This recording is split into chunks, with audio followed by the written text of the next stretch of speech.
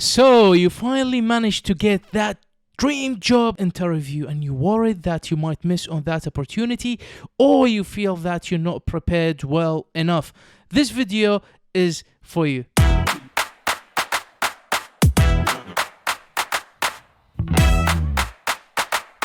Hi everyone and welcome to S.M.E Talks. Thanks for joining me in this new video. I'll share with you my experience in job interviews, both as being an employee and also on the other side of the job interview. Before we get into it, and I'll share with you these very important overlooked points by job seekers, remember to like, subscribe, and feed the algorithm gods here in YouTube. The very first thing that people miss on all the time is research. They turn up to the job interview, they're underprepared and haven't done their research about the role and about the company. And the reaction I have is always, "Come on, people!" It's the easiest thing to do. You need to prepare. So the very first point is, or the very first exposure you get to the job is the job ad, the job bulletin that you will get on LinkedIn or whatever, or maybe a job agent sent you an email with the job description. Go into a job interview only having read that job description, you will be underprepared. You need to understand the organization as a whole, the senior management in that organization, the sector they operate in, the competitors, the clients, the products, the services that they do. The reason that you need to understand all of this, because the questions that you will get asked in the job interview will be relevant to the environment that this company operates in. And also, the things that you tell the employer and the interviewers in that job interview need to be tailored to that environment, need to be tailored to the services they do. Providing knowledge of the services, the products, the competitors, and the clients they work with will put you in an extreme advantage. Believe me, you get people who might have technical skills, who might have the relevant experience, but they are clueless about what this employer does. They will come across as inconfident and not prepared and don't have the understanding needed to do that role. Where you get people mentioning things, dropping words, dropping services, dropping things that are relevant to the company, will put them in a big advantage. Second point that people don't do is asking questions. You need to ask questions. Remember, if you have a takeaway from this video, is this.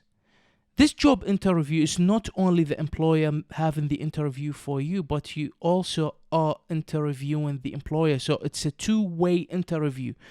When you think like this, the confidence you have in the job interview will be completely different. It's not only you selling yourself to get a job, but also you need to see if this employer is the right fit for you. Their philosophy, the way they do things, their personality, are they friendly? Do they look after their people? There are so many questions that you can ask. And a question that I always ask is, how did this job opportunity come to the market? Is it a new role? Is it someone who's left? Is it someone who's fired? Obviously, you don't ask it this way, but you ask, how did this job opportunity come about? And then they will tell you, is it someone who got fired? Is it someone who got promoted? Or is the company growing and they need new roles? And the latter point, it's a great green light for you that you see this company is doing the right thing and they're expanding, hence they need more people. Things that you can ask about: the career progression, the team members, how big is the team, who you're reporting to, who you'll be working with, the kind of projects that are lined up for you to start working on.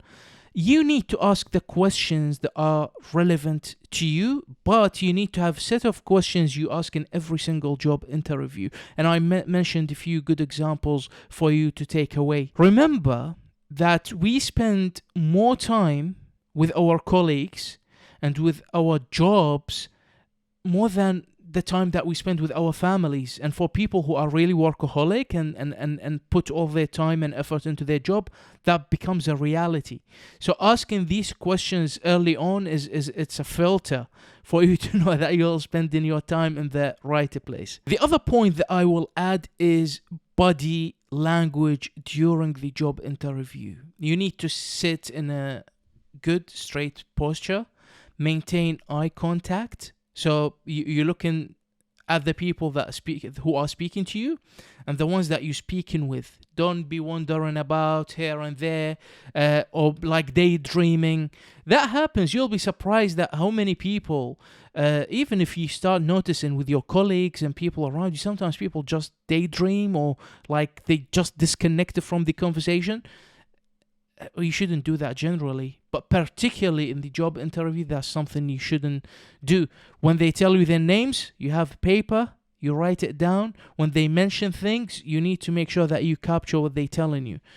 It's not bad that you ask if something that's not clear, but you don't need to, you wouldn't want to be asking the same question over and over, and they actually have told you the detail that you're after. If you sit all hunched in, any projection of and lack of confidence you put in the interview, it will work against you. But again, you need to have the right balance. By balance, I mean, remember, when the hiring manager looking at you, they're not only looking at the skills that you bring to the job, but sometimes you will have to deal with conflict. You will deal with conflict maybe with a client, and dissatisfied client, with a colleague in your team, with the manager maybe, office politics, all this stuff.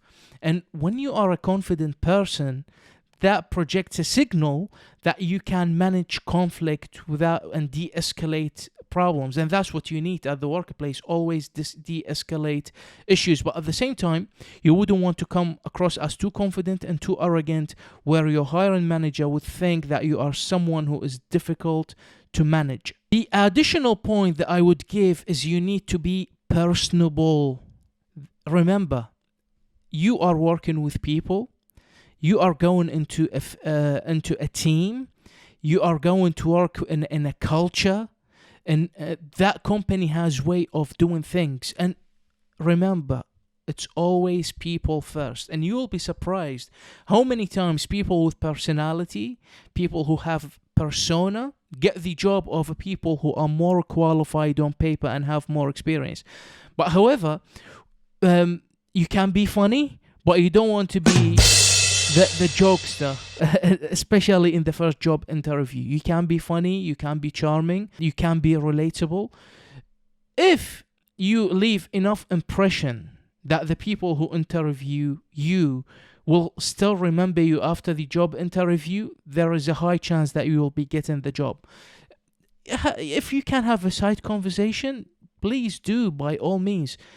When you're walking into the job interview, you can comment about the office. If you see an artwork that means something to you, that's similar to somewhere you've been, a map of a country that you visited for a holiday, you can mention that. If they offer you drinks, take them. So you already start building things in common. So if they drinking coffee or tea or whatever, and you tell them, no, thank you, I don't want anything. I know this sounds silly, but this is a human psychology. When you join them, they'll get the impression that you are similar, you have things that are similar. Not only that, sometimes you go into companies that have like 10 types of coffees and 10 types of teas and all these, fancy machines. And you can ask them, what's the number one favorite drink in this place? What do people like? What do you like yourself? So you start in a conversation. They'll tell you, and tell them, you know what, I'll have what you having. So before you even got into the room where you're doing the interview, you built some sort of a personal rapport with people in that job place. Needless to say, you need to be dressed well. Your clothes are well ironed, match well, showing that you are a professional person who is in business. You go in business. You're going to be a great addition to the team. You need to show them that you are a complete package. The way you speak, the way you ask your questions, and the way you are dressed. The moment that the employer feels that they can trust their clients with you, and you are presentable not only internally but outside as well, and client facing, you will get the advantage over someone maybe who's more technical, someone who is more experienced, but they lack the personality side of things. Always you will be getting that job, because remember, people can learn, But if they don't have the personality, that's something that's very difficult to change. Now I'll talk to you about some of the things that you shouldn't do in a job interview. The first thing, you shouldn't be a negative person. Stop whining. Here it is, like Arnie says, stop whining. People like positivity. They would like to see that you have the energy, that you will bring something different to the team. You shouldn't be negative. If you're struggling to find a job, you've been looking for 2-3 months, that's fine. It can be frustrating, I understand this. You don't need to communicate this to your employer. The most important point as well, never ever talk badly about your colleagues and about your ex-employer or people that you worked with in the past. This is a very bad sign. Even though you might be truthful, you might have worked with a horrible manager, you might have worked in a company that didn't value you, they just took advantage of you. That it happens. It's possible, but that's something you shouldn't mention in a job interview. Why are you leaving? I've spent enough time in there. If you've been there for a long time, and I'm looking for the next challenge, I'm looking to learn new things, I'm looking for a fresh new opportunity to help me with with my career, for growth, etc., etc., etc. Never tell them they don't pay good, the environment is negative. Whatever the reason is, you can do hints that you reached a stage where your role is not moving, there isn't a room for growth, you're doing repetitive tasks, you're not learning new things, and that will convey the idea to the people who are having the interview with you. The topic of money. You shouldn't talk about money during the interview, especially if money wasn't part of the conversation. So if the hiring manager is asking you about money, then that's the time for you to talk, and don't feel shy. Don't feel that you shouldn't negotiate. If they open in that door for you to negotiate, then that's your time to negotiate. But generally speaking, the way the market works, most jobs are done through agencies. So the money conversation is done through the agent. If you feel that you can earn more, then this is the time for you to ask. I like the job. I like the company. I think I'll be the right fit for them. I'll bring value. And I don't like to change jobs quite often. I like to stay for a long time, but I think the pay can be improved. So and so and so. Ask. Don't feel shy. And if the company value you and you ask for something reasonable, they will probably accommodate that need for you. There are other little things that you can do, which will also put you in an advantage place. Thank them for their time. People like to work with people who are polite, people who are appreciative. That's always a good sign. You need to communicate that you are a good person.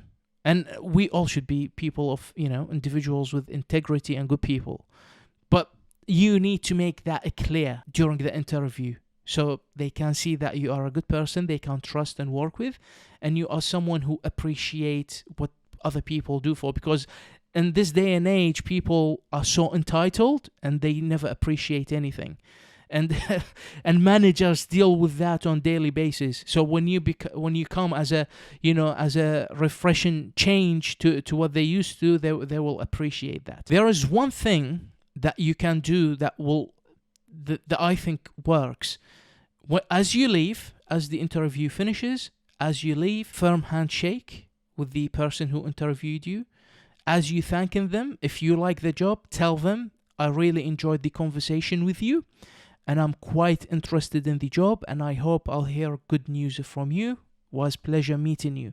Something within these lines, so you reinforcing the idea, you enjoyed your time there, you like the conversation, you feel that you know that you are the good fit to be in that company, and you like them. So that will communicate. It's all about communication. You communicate and you like them, you enjoyed your time, and you are happy to work there. I hope you found these points useful. Probably I haven't organized them very well, not very YouTube. Usually in YouTube people like to talk fast, but this is not the format that I like. I like to have a genuine, true conversation with very little editing. I've been in my industry for almost 20 years now, and I've changed roles, even though I haven't changed roles quite often, but I've been fortunate to work with the great people. I interviewed great candidates as well in my lifetime, and I tell you something, people with good personality who are relatable always get an advantage. Please do remember that.